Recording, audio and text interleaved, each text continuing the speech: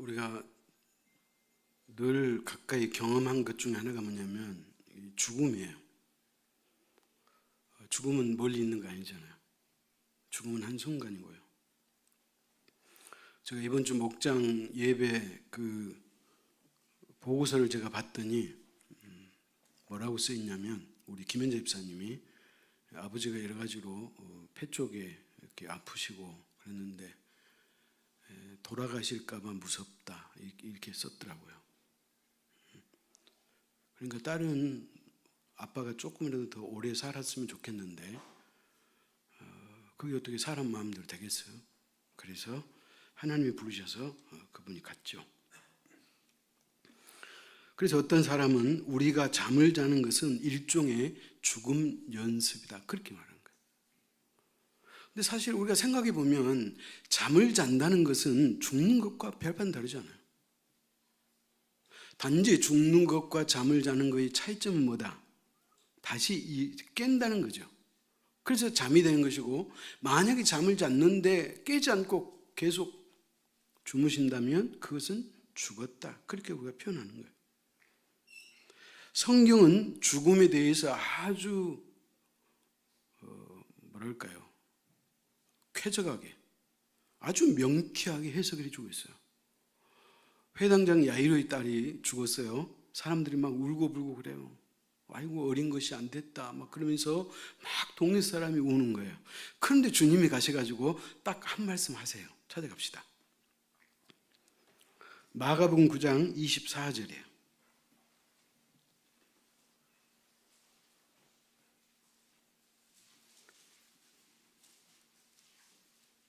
마가복음 9장 24절 같이 읽습니다.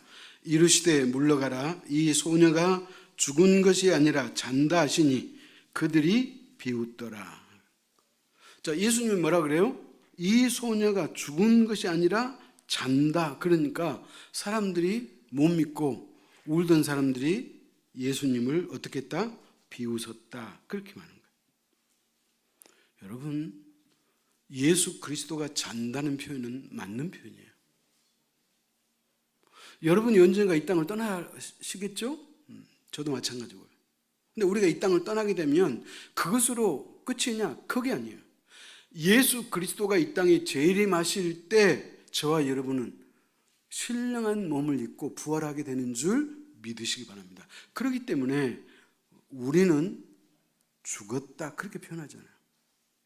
예수님께서 여러 군데서 이는 죽은 것이 아니요 잔다 하시니라 그런 말씀이 마가복음에도 있고 누가복음에도 있고 그래요.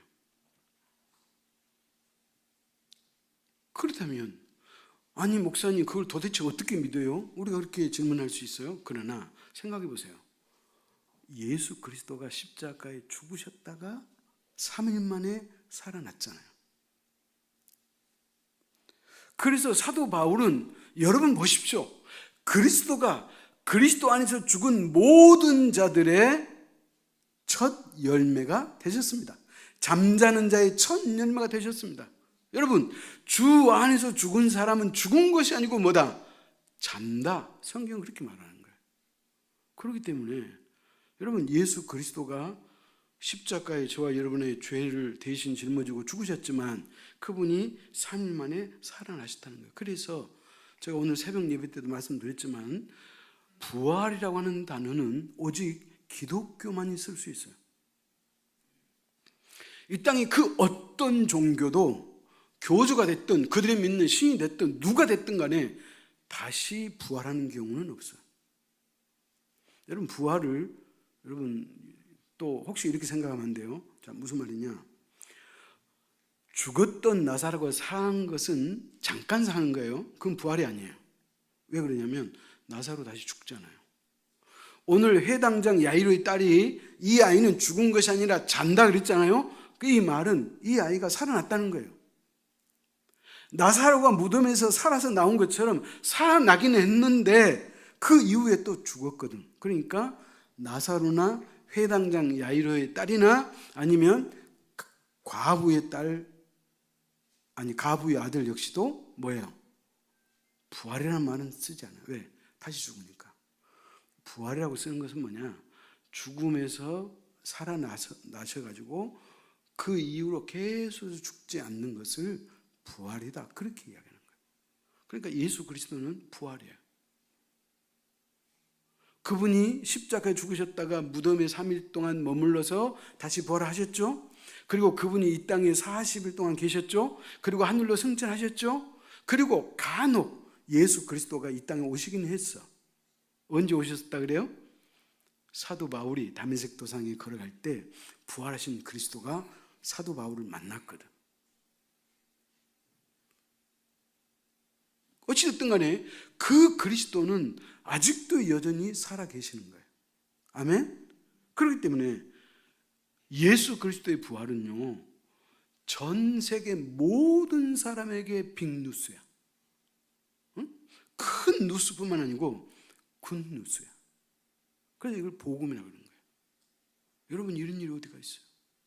아니, 우리가 이 땅에 언젠가는 살다 보면 우리가 죽겠지만 다시 사는 기적의 역사가 우리의 믿음 안에 있음을 믿으시기 바랍니다. 그렇기 때문에 예수 그리스도가 그것을 우리에게 보여주신 거예요.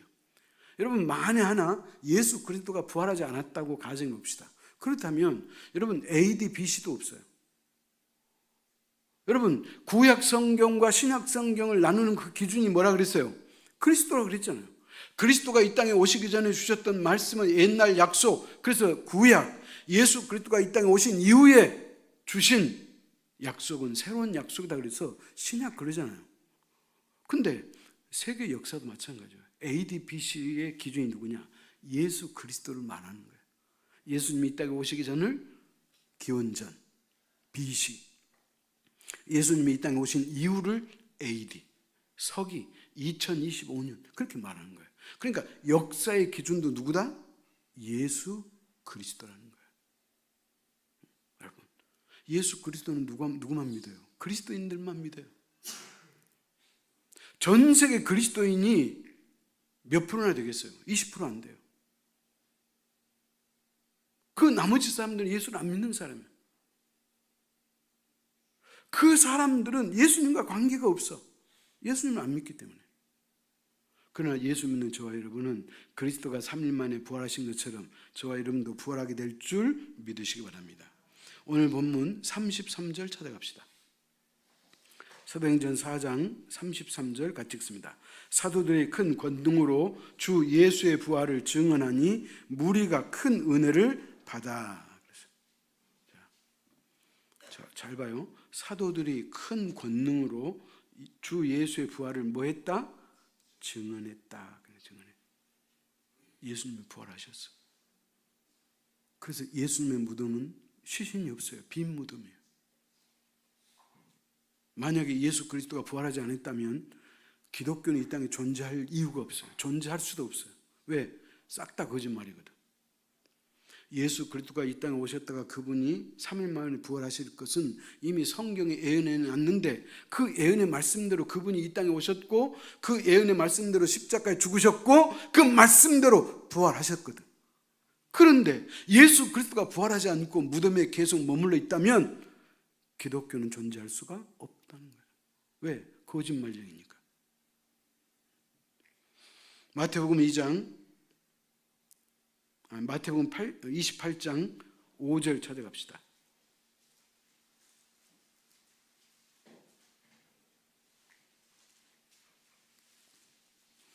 마태복음 28장 5절 6절 교독합니다. 천사가 여자들에게 말하 이르되 너희는 무서워하지 말라.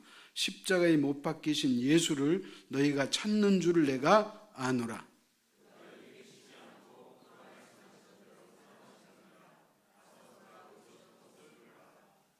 찾아봐요. 너희가, 천사가 하는 말이에요. 너희가 예수를 찾는 줄 내가 안단 말이야. 천사가 하는 말이 안다. 그러면서 6절에 뭐라 그래요? 그가 여기 계시지 않고 그가 말씀하신 대로 살아나셨느니라. 예수 그리스도가 이 땅에 공생 기간에 계시면서 말씀하신 그대로 살아났고 성경의 예언대로 그대로 살아났느니라. 그렇게 말하는 거예요. 아멘. 그리고 오늘 아까 우리가 교동문을 했지만 그 교동문 가운데 내용이 다 들어있어. 예수님은 막달라 마리아에게 나타나셨고 다른 두 제자에게 나타나셨고 가룟 유다를 뺀 11명의 제자가 있을 때 그곳에도 나타나셨고, 더군다나 500여 명의 성도들이 있는데 동시에 나타난 적도 있다고 성경은 말하고 있는 거예요. 여러분, 그뿐만이 아니에요. 여러분, 초대교회가 어떻게 탄생했어요? 마가의 다락방에서 약 120명 정도가 열심히 기도하고 있는데 하늘에서 성령의 불이 임해가지고 그래서 초대교회가 탄생했잖아요. 여러분, 그때 주님께서 그들과 함께 계셨다, 그런 말이에요. 여러분, 그렇기 때문에 초대교회가 탄생한 이유는 뭐냐? 소위 말하면 부활의 증인으로 하나님이 그들을 세우셨다, 그런 말이에요. 교회는 뭐냐? 교회는 저와 여러분을 왜 이곳으로 모이도록 하셨느냐? 그것은 당연히 구원받게 하기 위해서 모이게 하신 거예요. 그렇다면 이제 구원을 받았어요. 우리가 예수 그리스도 믿고 구원을 받았어요. 그러면 구원을 받았으면 우리가 해야 될 일이 뭐냐는 거예요. 그것은 부활의 증인이 되어야 한다, 그 말이에요. 부활의 증인이 돼야 돼요. 아니, 우리가 하나님의 은혜를 덧입은 사람으로서 이제는 반대로, 우리가 하나님의 은혜를 입었기 때문에 이제는 반대로 우리가 은혜에 보답할 삶을 살아야 되잖아요. 그것이 바로 그리스도인의 정체성이다, 그 말이에요. 우리가 예수 그리스도를 구주로 영접하고도 아직도 여전히 예수를 믿고 예배를 드리고 하나님의 말씀을 듣고 보고 묵상하고 공부한 그 이유가 뭐예요? 그리스도의 증인으로 살라고 하는 하나님의 명령이 있었음을 믿으시기 바랍니다. 그렇기 때문에 초대 교회는, 모든 교회는 부활신앙의 토대 위에 서 있는 거예요. 여러분 생각해 보세요. 예수님이 십자가에 죽으시니까 제자들이 다 실망했잖아요.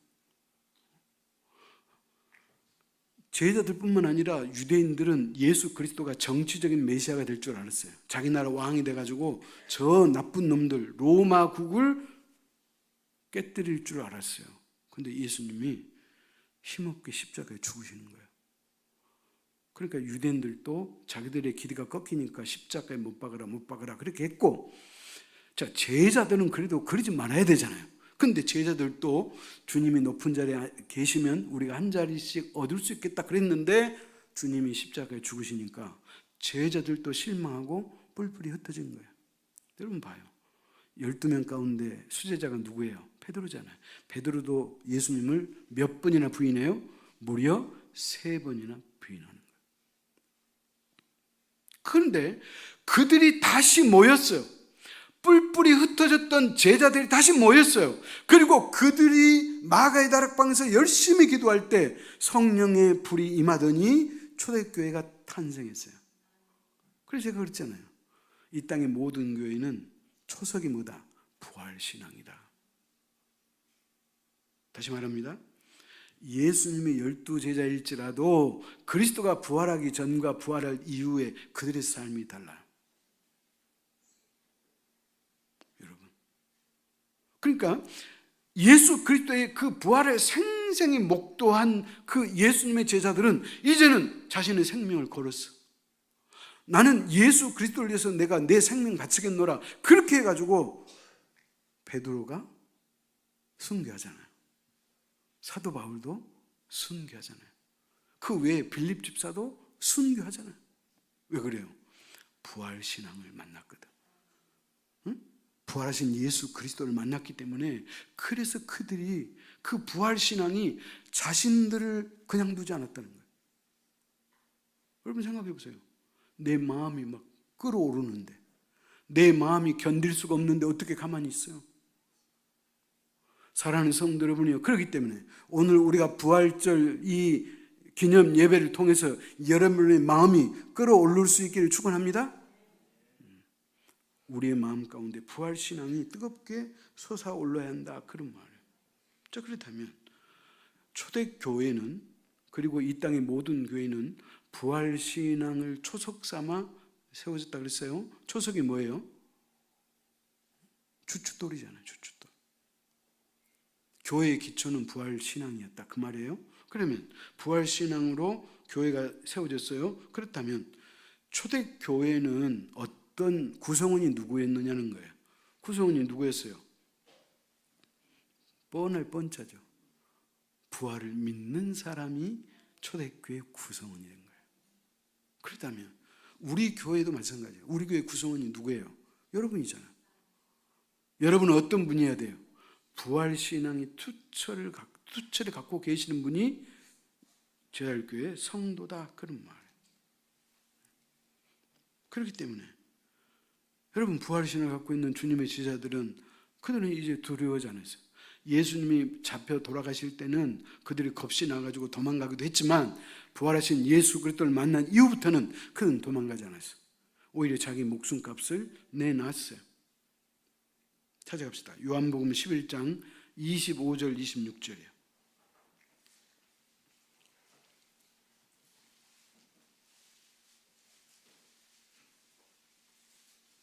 요한복음 11장 25, 26절 교도합니다. 예수께서 이르시되 나는 부활이요 생명이니 나를 믿는 자는 죽어도 살겠고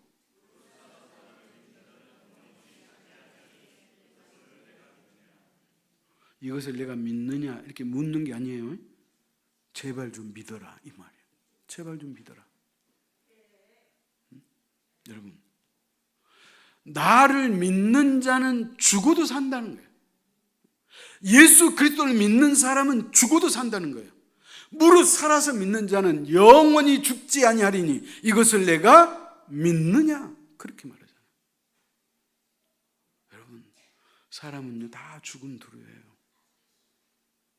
그러나 우리에게 부활신앙이 있다면 우리는 결코 죽음이 두려울 이유가 없어요. 왜? 우리는 죽는 것이 아니기 때문에 잠시 그리스도 안에서 자는 거예요. 아멘? 그래서 주님이 이 땅에 재림하실 때 우리를 깨우실 거거든요. 그 다음에 두 번째, 부활신앙의 특징이 뭐냐는 거예요.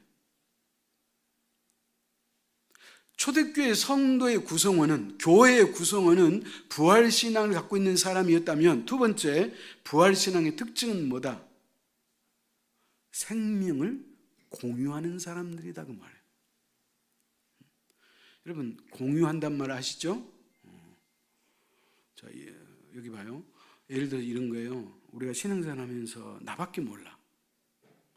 물론 신앙이 어리거나 이제 예수 믿는 지 얼마 안 돼서 그러면 뭐 우리가 충분히 이해하죠. 그런데 신앙생활을 5년, 10년 이상 하고 내가 직분을 받았음에도 불구하고 기도가 우리 집 울타리를 벗어나가지 않아. 나만을 위해서 기도하고 내 가족만 위해서 기도한다면 그 사람은 부활신앙의 특징이 없는 사람이에요. 부활신앙의 특징은 뭐냐? 뭘 공유한다? 물건을 공유하는 게 아니라 생명을 공유한다. 그렇게 말하고 있는 거예요. 자, 오늘 본문 32절 갑시다.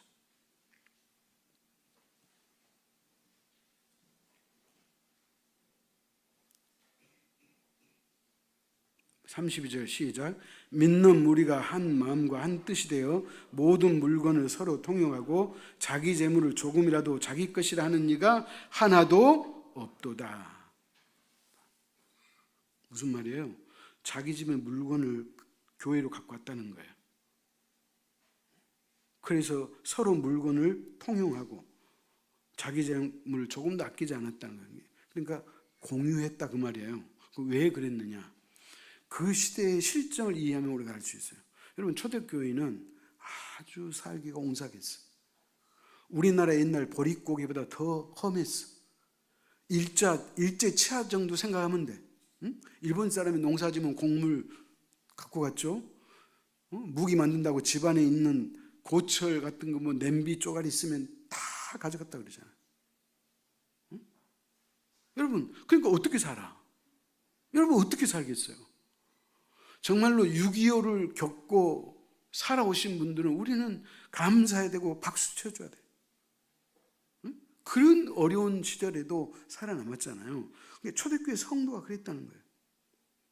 그렇기 때문에 이제 그리스도의 은혜를 받고 부활하신 주님을 만나가지고 그 신앙에 투철한 사람들이 가슴이 뜨거워졌어요. 그러니까 이제 자기 눈에 이웃이 보이는 거예요. 주변 성도가 보이는 거예요. 그래서 자기 집에 있는 것을 갖고 왔다는 거예요. 왜? 어려운 사람과 함께 나누기 위해서 가져왔다 그 말이에요. 오해하면 안 돼요. 아니 교회 자기 전 재산을 갖다 바쳤다고? 여러분 이것은 오해예요. 그런 거예요. 교회 공동체 식구들 돌보기 위해서 내가 조금 더 많이 가졌다면 그 중에 일부를 내놨다는 거예요. 그래서 그 영혼도 살게 하는 것이 지극히 아름다운 일이잖아요. 자, 여러분이 하나님이 되어보십시오. 여러분이 하나님이에요. 자, 여러분이 하나님인데 교회를 가만히 이제 여러분이 하나님이니까 팔짱을 끼고 한번 쳐다봐요. 근데 어떤 사람이 자기 집에 있는 물건을 갖다가 갖고 와가지고 서로 공유하더라는 거예요. 어려우니까 남 몰래 봉투를 살짝 주더라는 거예요. 여러분 하나님 보시기에 그 모습이 얼마나 아름답겠어요. 그러니까 부활신앙의 특징은 뭐다? 생명을 공유하는 사람들이다 그런 말. 그런 의미에서 본다면 우리 교회는 섬김에 헌금하잖아요. 지난주 재직회 때 우리 김은혜 집사가 없었는데 우리 김은혜 집사님이 이제 특히 이 삼국에 본인이 이제 태국 사람이니까 태국 친구들이 안타까운 거잖아요. 그러니까 본인도 그러지만은 또 주변에서 어려움이 있으면 우리 김은혜 집사님에게 늘 이렇게 도움을 요청하는가 봐요. 그러면 병원 데리고 가고 뭐 이러고 저러고 하는 거예요. 근데 한 분이 51살 먹은 태국 분이 한국에 온 지 한 4, 5개월 됐는데 뇌출혈로 쓰러졌어요.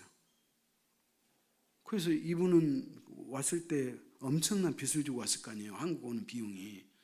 그래서 돈을 벌어가지고 그 빚도 갚고 자기도 잘 살아보겠느라고 한국에 왔는데 한국에서 쓰러져가지고 원찮게 이제 돌아가신 거예요.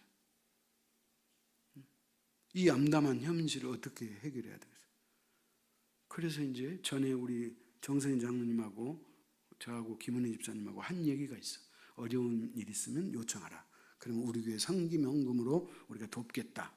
그래서 이번에 장례식 비용으로 100만 원을 도와줬어요. 또 우리 정 장로님은 고창군청 여기저기 알아봐가지고 이런 경우에 군청에서 도울 길이 있는가를 찾아봐가지고 또 군에서도 여러 가지 장례를 치를 수 있도록 다 이렇게 도움을 줬다는 거예요. 사랑하는 성도 여러분, 재물을 나눈다는 의미가 이런 거예요. 생명을 공유하는 거예요. 여러분 우리가 이렇게 사는 거예요. 신앙은 혼자 하는 게 아니에요. 혼자 기도생활 열심히 하고 혼자 찬송 부르고 혼자 말씀 읽고 하는 것은요, 그게 깊은 기도일 것 같죠. 그렇지 않아요. 잘못된 경우가 훨씬 더 많아요. 신앙은 그렇게 하는 게 아니에요. 여러분 교회는 어떤 곳이에요? 두 사람 이상이 모이는 곳이 교회예요. 나 혼자는 교회가 아니에요. 응? 여러분이 한 분도 안 계시고 제가 우리 교회를 건축해 놓고 제가 이제 혼자 있어. 나 혼자 예배드리고 나 혼자 북치고 장구치고 그러면 이게 교회냐? 교회 아니에요. 교회는 예수 믿는 사람의 둘 이상이 있을 때만 교회라고 그래. 그러니까 교회는 함께 성장하고 함께 예배드리는 거예요. 아니 주일날 여러분 다 집에서 들을 수 있잖아요. 물론 코로나 기간에 그때는 이제 전염병이 있고 그래서 그 기간에 한정해서 우리가 동영상으로 예배를 드렸지만 그러나 우리가 몸으로 나올 수 있는 이제 그런 자유함이 있다면 반드시 우리가 나와서 드려야 돼. 부득불 내가 교회에 참석하지 못할 때는 영상으로도 예배 드려야죠. 그러나 그렇지 않는 이상은 나와서 드려야 돼. 왜? 교회는 함께 하나님을 예배하는 것이고 함께 하나님을 찬양하는 것이기 때문에 우리가 어떻게 한다? 그렇게 한다 그런 말이에요. 우리 교회에 언더우드 아펜젤러 선교사 있죠? 장로교 선교사는 언더우드고 감리교 선교사는 아펜젤러인데 이분들이 둘 다 똑같이 한날 한시에 배를 타고 인천에 왔어. 그리고 그들이 우리나라 선교에 씨앗을 뿌린 지 올해가 140년 됐다 그래요. 그래서 물론 작년에도 오셨는데 이 두 가문의 후손들이 4대, 그러니까 할아버지가 선교사였는데 그 4대 후손들이 이번에도 왔어요. 그래서 이제 광화문에서 이렇게 그 행진하는 그런 퍼포먼스를 했어요. 부활절을 맞이해서. 자, 그런데 그 중에 한 후손이 언더우드 선교사의 4세 후손이 뭐라고 얘기했냐면 이렇게 얘기했어요. 이분이 자기 고조 할아버지가 선교했던 나라이기 때문에 관심이 있겠잖아요. 그러니까 한국의 사정을 다 아는 거예요. 그분이 이번에 이렇게 왔다고 신문에 짤막하게 나왔어요. 내가 그래서 그 기사를 갖고 왔어요. 자, 이분이 뭐라 그랬느냐? 목사나 장로뿐만 아니라 모든 기독교 믿는 사람들이 모범 생활을 해야 합니다. 그것을 보여줘서 많은 사람이 나도 기독교인이 돼야겠다고 믿을 수 있게 보여드릴 필요성이 한국에는 있는 것 같습니다. 그런 거. 여러분, 이게 우리의 그 연약한 부분을 콕 집어서 하는 얘기잖아요. 여러분, 교회가 연합하는 것, 성도가 연합하는 것은 그것은 지극히 아름다운 일이에요. 그렇게 하는 사람은 신앙이 잘하는 거예요. 그렇게 하면 신앙이 잘하는 거예요. 그러나 홀로 남아서 홀로 예배드리고 홀로 기도하고 하는 것은 그렇게 바람직스럽지 않아요. 하나님이 왜? 그러면 다 각자 알아서 집에서 열심히 나 섬겨라. 하나님 그렇게 해도 뭐 별 이유 없잖아요. 그러나 혼자 하면 안 돼요. 혼자 하면. 그래서 함께 하는 거예요. 인생도 혼자 사면 고독하고 외로운 거예요. 함께 사는 거예요. 그래서 가족은 함께 살라고 하나님이 우리의 가정을 허락해 주신 거예요. 여러분, 구약에서 가정을 허락해 주신, 구약에서 하나님이 허락한 공동체는 가정이고, 신약에서 하나님이 허락한 공동체는 교회 공동체예요. 가정과 교회는 공동체예요. 그러니까 이 공동체를 통해서 우리의 인생이 푸르고 살찌고 건강하게 살아라고 하나님이 허락하신 공동체인 것을 믿으시기 바랍니다. 그렇기 때문에 우리가 이 공동체를 사랑해야 한다, 그 말. 그래서 함께 하는 게 중요해요. 그래서 부활신앙의 특징은 뭐다? 생명을 공유했다. 아멘? 그 다음에 마지막 세 번째, 사도행전 교회는, 또 이 땅의 모든 교회는 어떤 교회야 하느냐? 부활을 증거하는 공동체가 돼야 한다, 그렇게 말하는 거예요. 자, 다시 한번 읽을까요? 사도 본문 33절에 사도들이 큰 권능으로 주 예수의 부활을 증언하니 무리가 큰 은혜를 받아. 사도들이 전했다는 거예요. 말씀을 전했다는 거예요. 여러분, 우리 교회는 선교사도 직접 파송했고, 그리고 또 여러 선교사를 우리가 돕는 교회잖아요. 그러니까 우리가 교회니까 마땅히 하는 거예요. 우리 교회가 건축하면서 빚이 많이 있음에도 불구하고 우리는 그 빚 갚으려고 애쓰지 말고 하나님이 우리에게 주시는 그 사명을 먼저 감당하고, 그리고 나서 여유가 있을 때 우리가 갖자. 제가 그렇게 말씀드렸고 여러분이 흔쾌히 응해 주셔서, 그래서 우리 교회는 여전히 선교하고 여전히 건강한 교회예요. 물론 빚은 더디 우리가 갚은다 할지라도, 그러나 하나님의 교회고 하나님이 하시기 때문에 우리는 갚을 것을 확신하는 거예요. 그러므로 우리 교회의 부채를 생각하지 말고 우리가 어떻게든지 하나님 앞에 드려주고 쓰임받는 삶이 있다면 기꺼이 우리가 그 일을 감당해야 되는 줄 믿으시기 바랍니다. 찾아갑시다. 사도행전 2장 32절에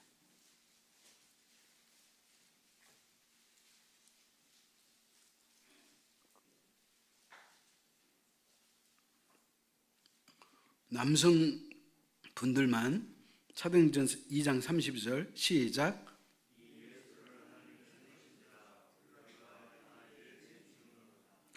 뭐 모를 것도 없잖아요. 우리가 이 모든 일이 뭐다? 증인이다.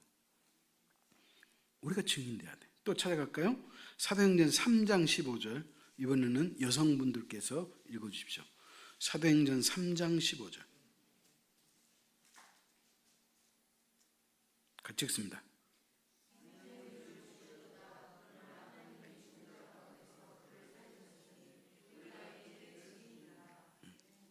생명의 주를 죽였도다. 여러분, 우리가 거기에 가담하지 않았다 할지라도 예수 그리스도가 왜 죽었는데? 저와 여러분의 죄 때문에 죽은 거잖아요. 그래서 우리가 생명의 주를 죽였다 이 말이에요. 그러나 하나님이 죽은 자 가운데서 그를 살리셨으니 우리가 이 일의 증인이노라. 우리가 이 일의 증인이라는 거예요. 그러니까 성도는 뭐냐? 예수 믿는 사람은 뭐냐? 이 증인이에요. 증인. 그리스도의 부활의 증인이에요. 복음을 전하는 일에 증인으로 살아야 되는 거예요. 여러분 마태복음 28장에서 예수님이 승천하시면서 그랬잖아요. 너희가 나의 증인이 되어주라. 그렇게 이야기하잖아요. 그렇기 때문에 오늘날 교회는 건물이 아니에요. 교회 건물이 어떻게 일하겠어요? 교회 그러면 저와 여러분이잖아요. 저와 여러분은 예수 그리스도의 증인으로 살아갈 수 있기를 축복합니다. 자, 마지막 고린도전서 15장 51절 51절 찾아갑시다.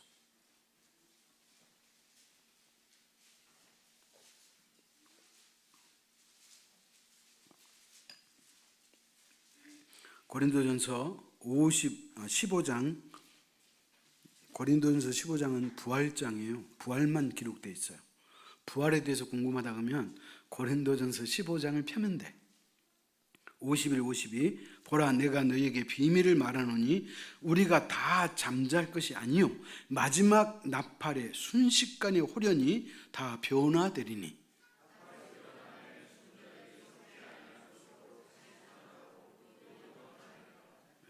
자 봐요. 보라 내가 여러분에게 한 가지 비밀을 말하고 싶다. 그 비밀이 뭐예요? 우리가 다 잠잘 것이 아니고 그리스도인이 죽는 것은 죽었다고 말하잖아요. 잠잔다예요. 우리 잠자. 왜? 언젠가는 깨어나야 되니까. 근데 계속해서 영혼이 잠만 자느냐? 그렇지는 않다. 마지막 나팔 순식간에 호련히 다 변화되리니. 그리스도가 이 땅에 재림하시면 천사들을 대동하고 전 세계에서 당신의 자녀들을 모으신 거다. 그럼 뭐예요? 마치 군대에서 기상나팔을 부는 것처럼 천사들이 때가 됐다 모이라 하는 그런 의미로 천군 나팔을 분다는 거예요. 그때 저와 여러분이 어떻게 호련히 일어나리니. 아멘. 그래서 잘 들어봐요. 죽은 자들이 썩지 아니할 것으로 다시 살아나고. 그러니까 우리가 부활할 때는 현재 이 피부가 아니에요. 이 몸이 아니에요. 이거는 썩어질 몸이에요. 이 다음에 우리가 죽으면 무덤에 갈 때 무덤에서 썩어질 물건이에요. 이거는 이 물건으로 우리가 부활하지 않아. 영원히 죽지 아니하는, 변하지 않는. 여기서 성경이 설명했잖아요. 뭐라고? 썩지 아니할 것으로. 이것을 다른 말로 신령한 몸으로 부활해서 변화되리니 그 말이에요. 여러분, 그러니까 우리의 인생은 정해져 있어. 감사해요. 세상에 이런 복을 우리가 받고 누리고 살잖아요. 그렇다면 감사하다. 너무 좋다.